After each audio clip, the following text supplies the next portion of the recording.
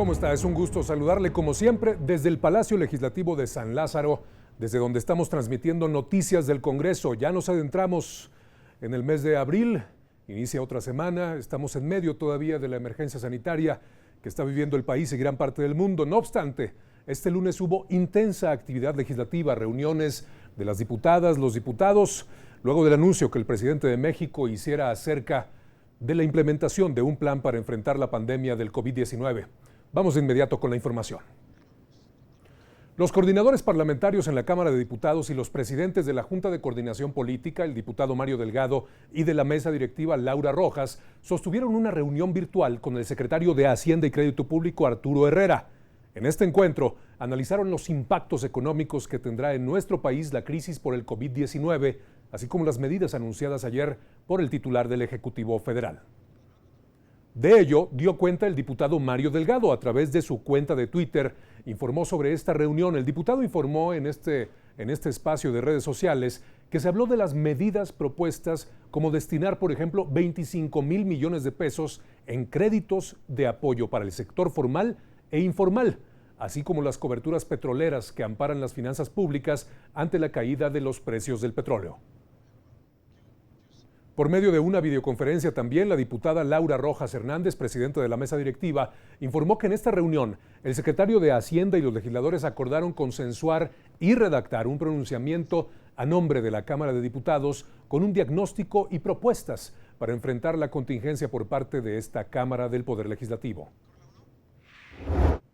Vamos a empezar a trabajar con los grupos parlamentarios para generar un documento en próximos días que pueda expresar la posición de la Cámara de Diputados sobre estas medidas que debieran ser impulsadas o implementadas por el gobierno de la República para mitigar los efectos económicos de las medidas por el COVID-19. Por su parte, el senador Ricardo Monreal anunció que este martes 7 de abril va a convocar a la Junta de Coordinación Política del Senado de la República a una sesión a distancia para cumplir con el acuerdo parlamentario y revisar, a partir de sus facultades constitucionales, el estado que guarda la emergencia sanitaria del país. También habló de revisar de manera responsable el contenido del informe trimestral presentado por el presidente de la República el pasado domingo 5 de abril. Apuntó que para cuidar la salud de las y los legisladores, la participación se podrá hacer desde sus casas. La senadora Eva Eugenia Galás presentó un punto de acuerdo para solicitar al IMSS y al ISSSTE un informe sobre los protocolos que ejecutan para garantizar una atención digna, respetuosa y eficiente a los derechohabientes ante la emergencia decretada por el COVID-19. La Gaceta Parlamentaria de la Cámara de Diputados publicó la convocatoria de la Comisión de Educación al Parlamento Abierto, modificaciones de la Ley de Fomento para la Lectura y el Libro. Se indica que la recepción de propuestas, comentarios y observaciones se va a realizar hasta el viernes 10 de abril a través del micrositio.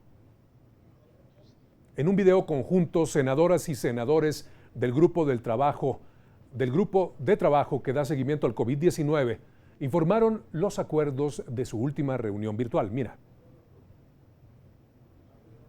Diagnóstico del COVID-19 y ampliar el número de hospitales capaces de responder ante este virus. Asimismo, garantizar las herramientas y el equipo necesario para proteger a nuestro ejército blanco, médicos, enfermeras y personal de salud.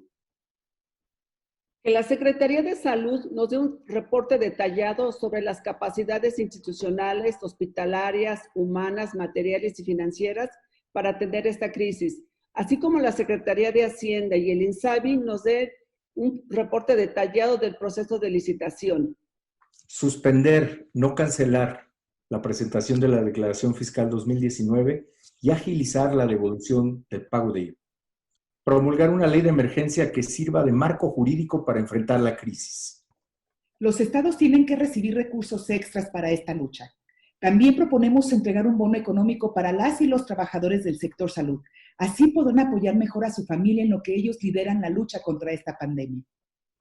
Existen soluciones y proponemos medidas para combatir esta pandemia desde todas las trincheras. Es momento de actuar.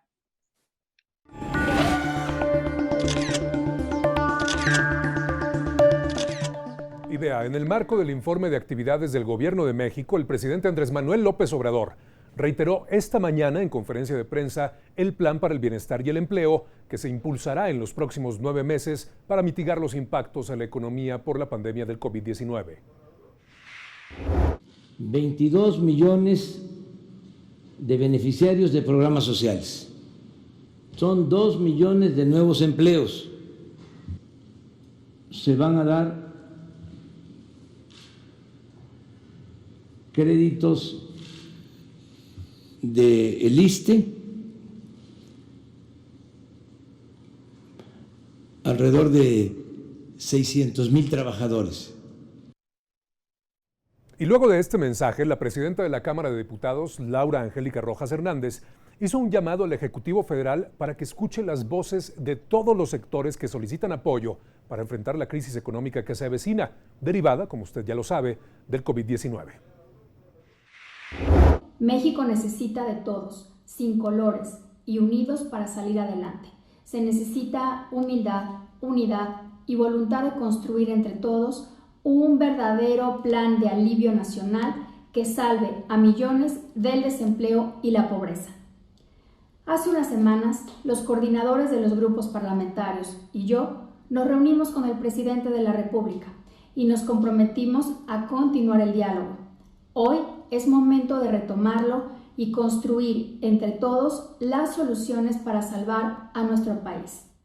Ese fue el mensaje de la presidenta, pero vea, la vicepresidenta de la mesa directiva de la Cámara de Diputados, Dolores Padierna Luna, respaldó las medidas anunciadas por el presidente de la República. Explicó que en el plan del Ejecutivo sí se consideran a las pequeñas y medianas empresas en el otorgamiento de créditos sin recurrir a la deuda pública para pagarlos. Señaló que a diferencia de lo que ocurrió en el pasado, el presidente ha dejado claro que ya no se van a apoyar ni rescatarán a las grandes empresas y que ahora la única prioridad son los más pobres, por lo que consideró correcta la continuidad y profundización de los programas sociales. La coordinación del Partido de Acción Nacional en la Cámara de Diputados aseguró que en el mensaje del domingo del titular del Ejecutivo no se presentó el programa de recuperación económica y solo se trató, dijeron, de una mañanera dominical. Mediante un comunicado, los diputados panistas señalaron que quedó a deber la visión del estadista para enfrentar la crisis actual, como sí ha sucedido en otros países que han sido golpeados por el coronavirus. También la bancada del PRI en San Lázaro se refirió a este mensaje, por supuesto. Dicen que no contempla un plan que responda a las necesidades de las y los mexicanos, quienes esperaban soluciones para atender la contingencia en materia de salud, así como para reactivar la economía. El coordinador de la bancada, René Juárez Cisneros, aseveró que el desempleo y la crisis económica causadas por la pandemia no se resuelven con buenos deseos, se requiere de una política que respalde a la micro y pequeña empresa. Así lo afirmó en un comunicado. El grupo parlamentario del Partido del Trabajo en la Cámara de Diputados respaldó en su totalidad las medidas anunciadas por el presidente de la República para hacer frente a la pandemia del COVID-19. Los legisladores destacaron que no se aumenta la deuda pública y, en cambio, se promueve el desarrollo económico, social, el empleo y la austeridad. Señalaron también que las medidas de recuperación económica no deben afectar a quienes menos tienen. Mientras tanto, la fracción parlamentaria del PRD en la Cámara Baja consideró que las propuestas anunciadas este domingo por el presidente no prevén ningún plan emergente para enfrentar la crisis por COVID-19. Las y los legisladores lamentaron que el presidente de la República no reconozca, dicen ellos, la crisis de Pemex y la caída del peso frente al dólar, así como el incremento en los índices de violencia. Además, señalaron que no hizo caso a los sectores que le pidieron una estrategia para fortalecer el sistema de salud pública, así como las pequeñas y medianas empresas, las fuentes de empleo y la economía familiar. El senador Ricardo Monreal Ávila, coordinador de Morena en la Cámara Alta, señaló que el mensaje del presidente López Obrador fue claro y directo, pues no ocultó la situación real en la que se encuentra el país respecto a la pandemia global a causa del COVID. Los anuncios sobre la economía, el plan de recuperación son alcanzables. Los créditos otorgados o que se otorgarán son indispensables y la política social cuyo apoyo se ha adelantado es correcto, así como las reuniones anunciadas con el sector económico y el sector empresarial, del cual debe de estar totalmente involucrado y de manera solidaria. El coordinador parlamentario también destacó que el gobierno federal está preparado para enfrentar la emergencia sanitaria y que se atienda como la principal prioridad al realizarse la adquisición de equipo médico y medicinas.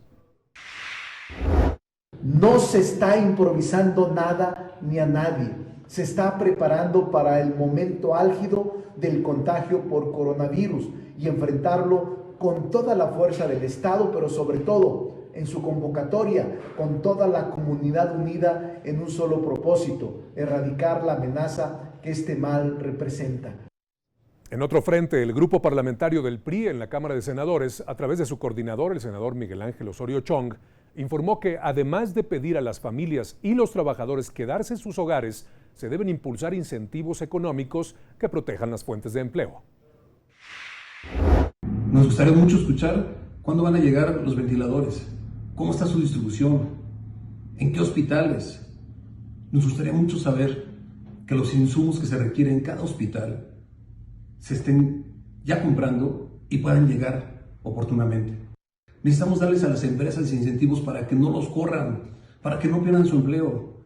Y para los muchos que viven al día, hay que también tener un proyecto, un programa, un recurso especial. Por su parte, el grupo parlamentario del PAN cuestionó que en su mensaje el titular del Ejecutivo solo hizo un recuento de las acciones emprendidas, no de la aplicación masiva de pruebas o de la adquisición de ventiladores, equipo médico y medicinas.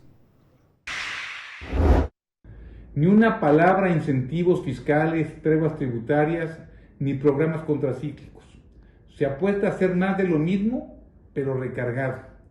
La ilusión de que el Estado mexicano puede generar por sí mismo 2 millones de empleos es el mejor resumen de la desconexión entre propósito y realidad.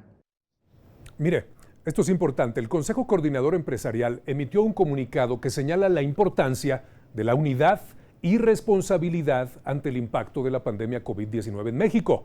Si bien reconoce los avances en los programas sociales, considera estas acciones incompletas. Por su parte, el presidente de la Confederación de Cámaras Nacionales de Comercio, Servicios y Turismo, Concanaco Servitur, advirtió que para sostener los empleos y la supervivencia de las MIPYMES es urgente la liberación de recursos gubernamentales para enfrentar la crisis provocada por la pandemia. Asimismo, en un comunicado dirigido al presidente de la República, la Confederación de Cámaras Industriales expresó la necesidad de apoyar a las empresas a fin de evitar su cierre, pues expresó que es fundamental un programa integral para enfrentar esta crisis económica con un acuerdo nacional incluyente. Vamos con el recuento de la información sobre COVID-19 del fin de semana. En el marco del inicio de la Semana Santa, ya sabe usted que estamos a punto de que esto comience. Bueno, pues el subsecretario de Prevención y Promoción de la Salud hizo un llamado nuevamente a la ciudadanía a quedarse en su casa. Esto va a seguir siendo así, pero fue muy puntual, muy incisivo, categórico al señalar que no son vacaciones. Les recuerdo que seguimos en la Jornada Nacional de Sana Distancia. Empezó originalmente el 23 de marzo, luego se intensificó el 30 de marzo y es hasta el 30 de abril. Nos falta, no son vacaciones. Dijo también que en un par de semanas aproximadamente se va a estar entrando a la fase 3 de contagio epidémico. Hay que estar atentos. Quedándonos en nuestra casa, saliendo lo mínimo indispensable, lo vamos a ver como resultados positivos en la fase 3, que viene en un par de semanas, aproximadamente. ¿Sí? Aproximadamente 2 o 3.